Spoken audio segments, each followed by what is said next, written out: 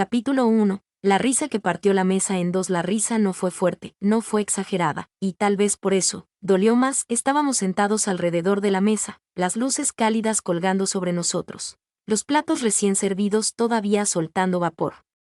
Yo sostenía la cuchara con la mano derecha, sin atreverme a moverla. Mi corazón latía tan rápido que sentía que todos podían escucharlo, y entonces alguien dijo, casi en broma, ¿de verdad eso se come? Hubo un segundo de silencio, y después, risas, no todas, solo algunas, las suficientes. Mis suegros intercambiaron miradas. Una sonrisa torcida apareció en el rostro de mi suegra. Mi cuñado bajó la cabeza, intentando disimular. Mi esposo se quedó inmóvil, con los ojos fijos en su plato, y yo sentí como algo se rompía por dentro, porque no se estaban burlando solo de la comida, se estaban burlando de mis raíces, de mi historia, de lo que soy. Tragué saliva. Intenté sonreír. Fingir que no importaba. Pero mi cuerpo reaccionó antes que mi mente. Las manos me temblaban. El pecho me ardía. La garganta se cerró como si no quisiera dejar pasar ni una palabra más. Es diferente, añadió mi suegra, con ese tono que parece amable, pero no lo es. Muy exótico, exótico. La palabra cayó sobre la mesa como un sello, un tú no eres de aquí. Mi esposo levantó la vista por un segundo. Nuestros ojos se cruzaron. Yo esperaba algo. Cualquier cosa. Una palabra. Un gesto. Una defensa, pero no dijo nada, y en ese instante entendí que esa cena no era solo una cena, era una prueba, una frontera invisible entre dos mundos. Respiré hondo.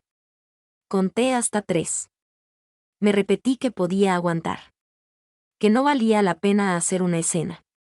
Que el amor también era paciencia, pero el silencio se hizo demasiado pesado. Si no les gusta, puedo retirar el plato, dije finalmente, con una voz que no parecía la mía. Nadie respondió de inmediato. Entonces mi suegra sonrió. No, déjalo. Al menos hay que probarlo, no, al menos, como si fuera un favor, como si lo que yo había traído no mereciera respeto, solo tolerancia. Ese fue el momento de mayor tensión, el momento exacto en que supe que algo iba a cambiar, para bien o para mal, pero antes de contarte lo que pasó después, necesito volver atrás, porque esa noche no empezó en esa mesa, empezó muchos años antes, en otro país, en otra cocina. En una historia de amor que jamás fue sencilla, doble triángulo negro hacia la izquierda rebobinado. Volvamos al principio. Yo crecí en una casa donde la comida era lenguaje. Donde el amor se servía caliente y se compartía sin preguntar. Mis raíces no eran algo que se explicaba, se vivían. Mi madre cocinaba mientras cantaba. Mi abuela corregía cada gesto con paciencia infinita. Las recetas no estaban en libros. Estaban en la memoria. En las manos. En el corazón. Cuando emigré, dejé muchas cosas atrás. Amigos. Lugares. Abrazos, pero me llevé eso, mis raíces. Al principio, intenté adaptarme. Aprender rápido. No llamar la atención. Decir gracias incluso cuando algo dolía. Sonreír cuando no entendía. Callar cuando no estaba de acuerdo, y fue en ese proceso que conocí a mi esposo. Él era distinto. Escuchaba. Me preguntaba por mi país, por mi familia, por mi infancia. Me decía que amaba mi acento, que mi forma de ver la vida era especial. Me enamoré creyendo que amar a alguien también significaba que, algún día, su mundo y el mío podrían encontrarse sin miedo. Pero amar entre culturas no es fácil. Con su familia, siempre sentí que debía justificarme. Que debía demostrar que valía la pena. Que no era demasiado. Ni demasiado ruidosa. Ni demasiado emocional.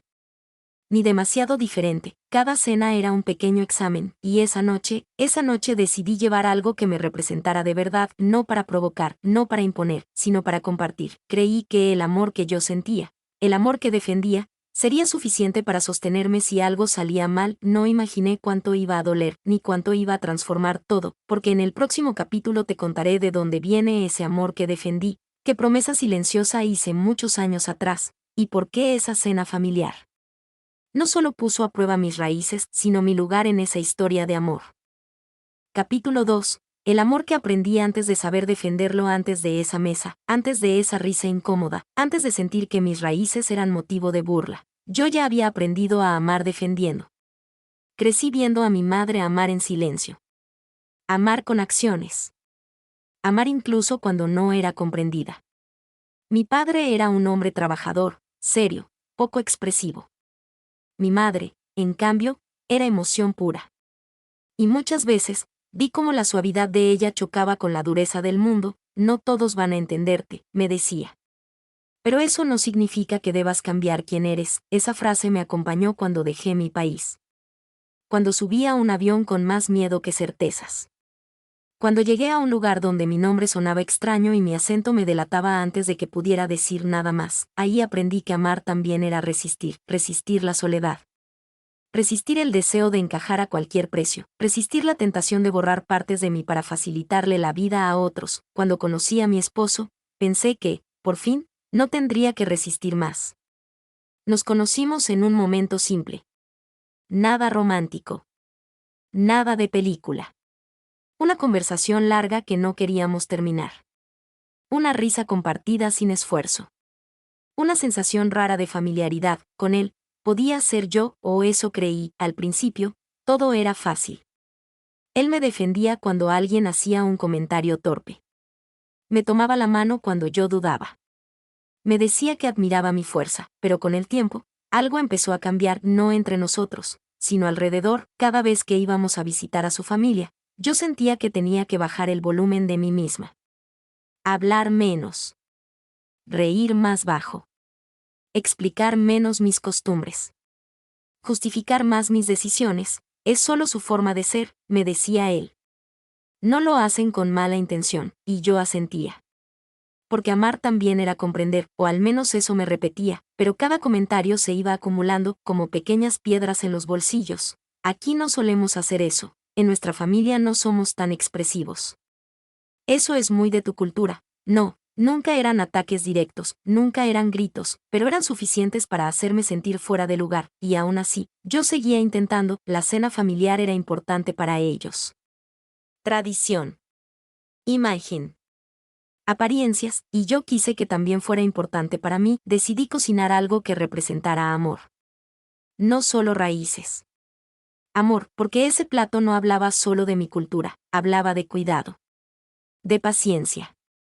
De entrega. Mientras cocinaba ese día, pensé en todo lo que había sacrificado por esa relación.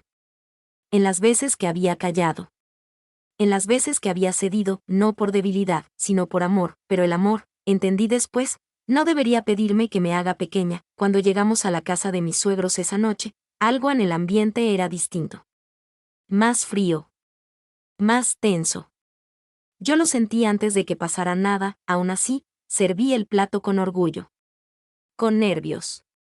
Con esperanza, y luego, la burla, ese momento que ya conoces. Pero hay algo que no te conté antes. Cuando escuché esas risas, no pensé solo en mí, pensé en mi madre, en mi abuela. En todas las mujeres que me enseñaron a amar sin esconderse, y pensé en mi esposo. Pensé, si hoy me quedo callada, ¿qué estoy enseñándole sobre el amor que defendí? Porque amar a alguien no puede significar permitir que te humillen, y ahí, en medio de esa mesa, entendí que esa cena no solo ponía a prueba mis raíces, ponía a prueba nuestro amor. Me iba a proteger.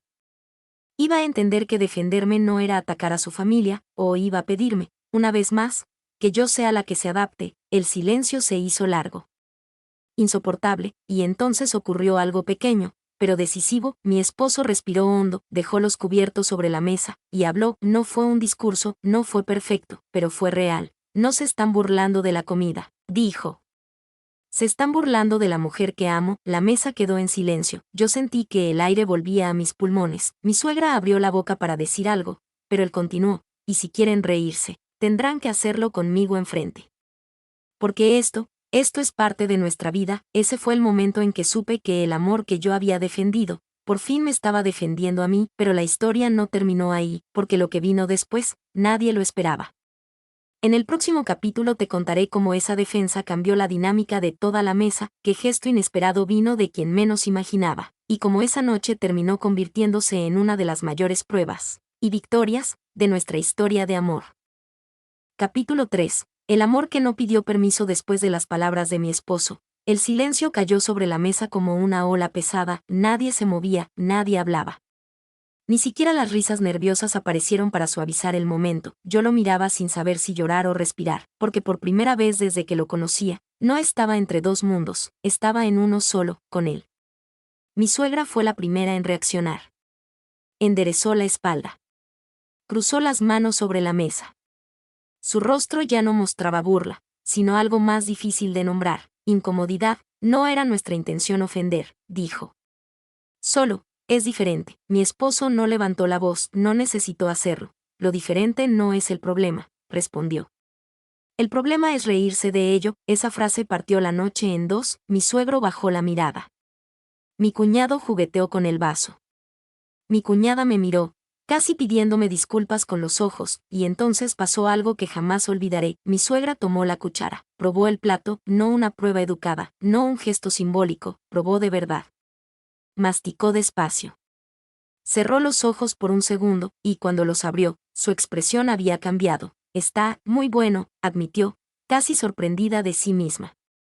Tiene mucho sabor. No era una disculpa, pero era un comienzo. Alguien más se sirvió, luego otro. Los platos comenzaron a vaciarse, las conversaciones regresaron, pero ya no eran las mismas. Ahora me preguntaban. Querían saber de dónde venía la receta, por qué se preparaba así, qué significaba para mí, y mientras hablaba, entendí algo profundo. No me estaban aceptando porque me había defendido. Me estaban escuchando porque el amor había puesto un límite. Más tarde, cuando la cena estaba terminando, mi suegra se acercó a la cocina. Me observó lavar los platos en silencio. No sabía que esto era tan importante para ti, dijo finalmente. La miré. No lo era solo para mí, respondí.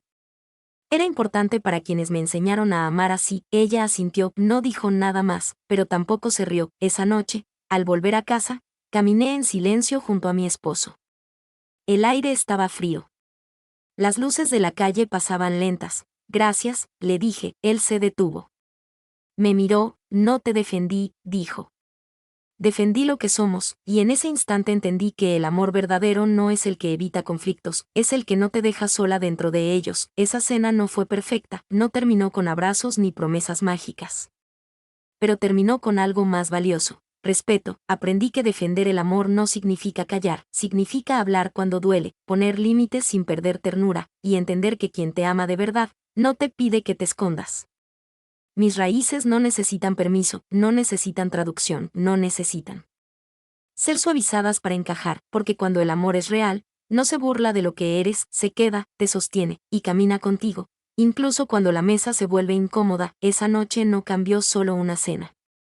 Cambió mi lugar en esa historia, y por primera vez, no tuve que elegir entre amar y ser yo.